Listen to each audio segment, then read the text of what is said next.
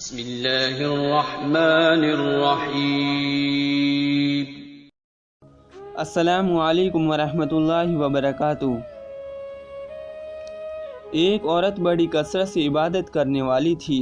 جب اس کا انتقال ہونے لگا تو اس نے اپنا سر آسمان کی طرف اٹھایا اور کہا، اے وہ ذات جو میرا توشہ ہے اور میرا ذخیرہ ہے اور جس پر زندگی موت پہ بھروسہ ہے، مجھے مرتے وقت رسوا نہ کرنا اور قبر میں مجھے وحشت میں نہ رکھنا۔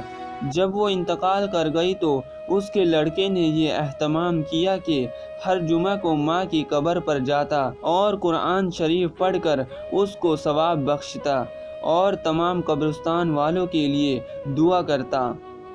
ایک دن اس لڑکے نے اپنی ماں کو خواب میں دیکھا اور اس سے پوچھا، اماں تمہارا کیا حال ہے؟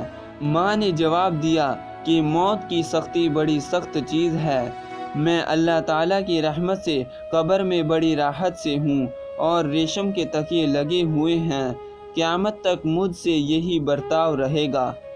بیٹے نے کہا، میرے لیے کوئی خدمت ہو تو کہو امی جان۔ ماں نے کہا، بیٹا ہر جمعہ کے دن میری قبر کے پاس آ کر قرآن شریف کی تلاوت کرتے ہو، اس کو نہ چھوڑنا، اور جب تو قبرستان میں آتا ہے تو سارے قبرستان والے خوش ہو کر مجھے مبارکباد دینے آتے ہیں، مجھے بھی تیرے آنے سے خوشی ہوتی ہے۔